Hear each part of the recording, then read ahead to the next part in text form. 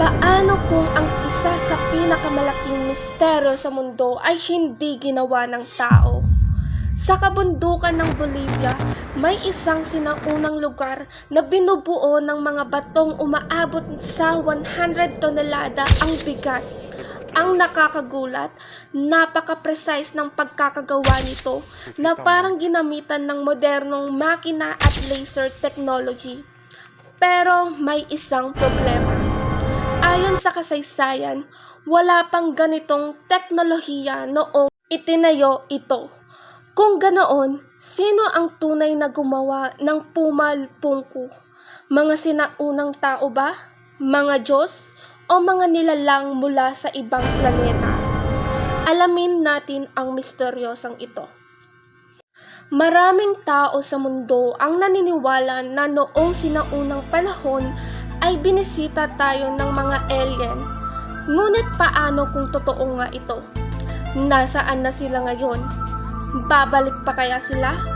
At kung totoong may bumisita ngang mga nilalang mula sa ibang planeta, meron bang naiwan na ebidensya rito sa mundo?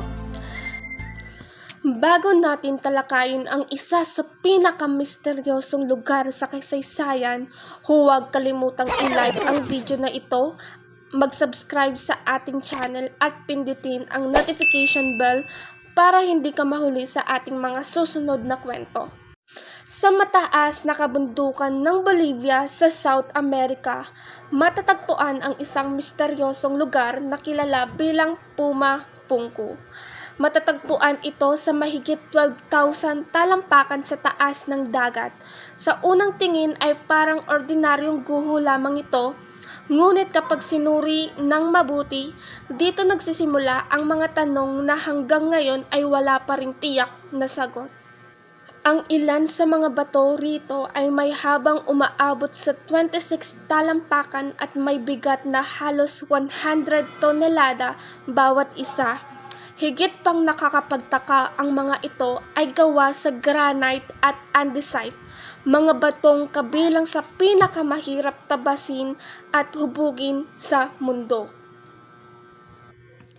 Ayon sa mga historyador, noong sinaunang panahon ay wala pang modernong kagamitan ang mga tao sa rehiyong ito.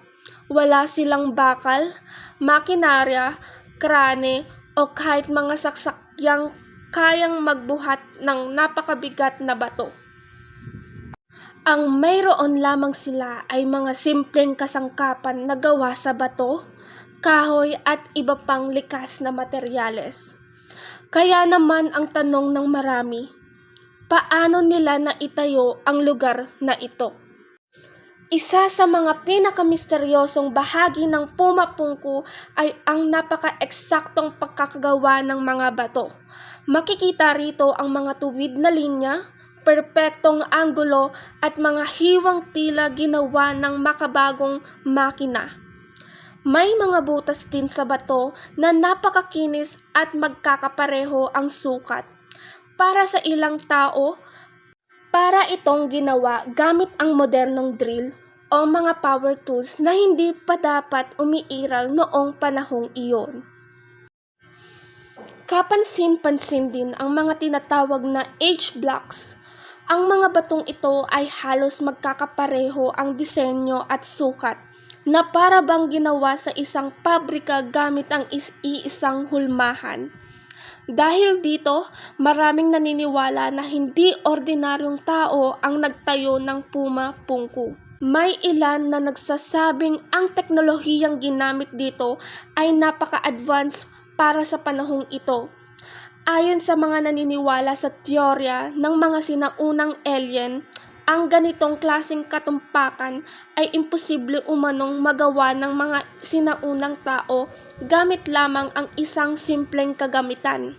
May mga nagsasabi pa na ang mga hiwa sa bato ay tila ginamitan ng laser technology.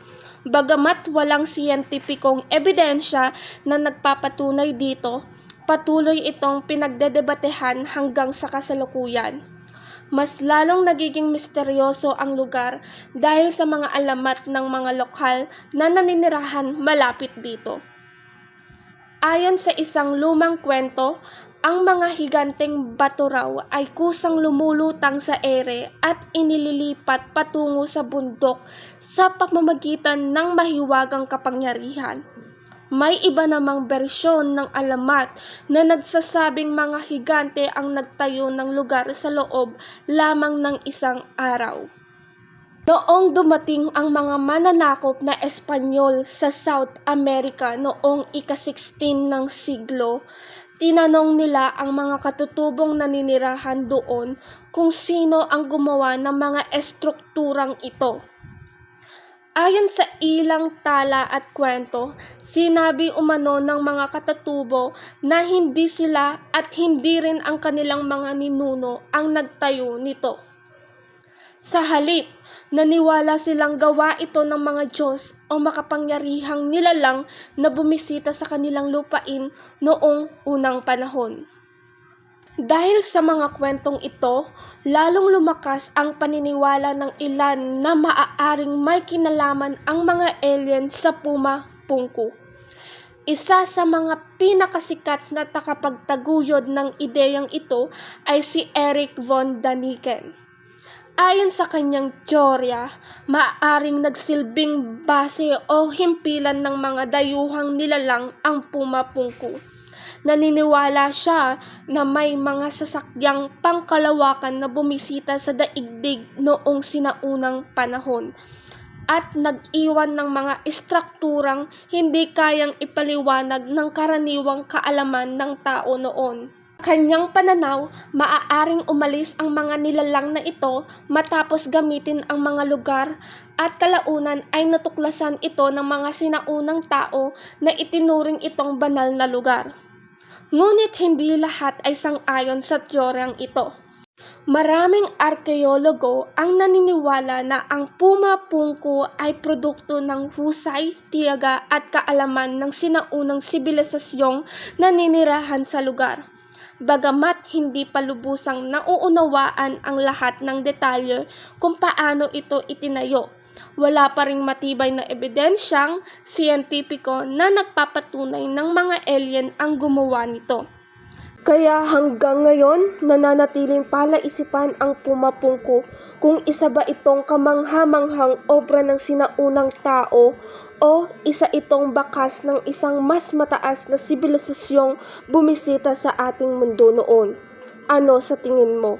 Ibahagi ang iyong opinyon sa comment section sa ibaba at kung nagustuhan mo ang ating kwento, huwag kalimutang i-like ang video at mag-subscribe sa ating channel at pindutin ang notification bell para sa mas maraming misteryoso, kasaysayan at mga nakakagulat na kwento mula sa iba't ibang panig ng mundo. Hanggang sa susunod nating kwentuhan.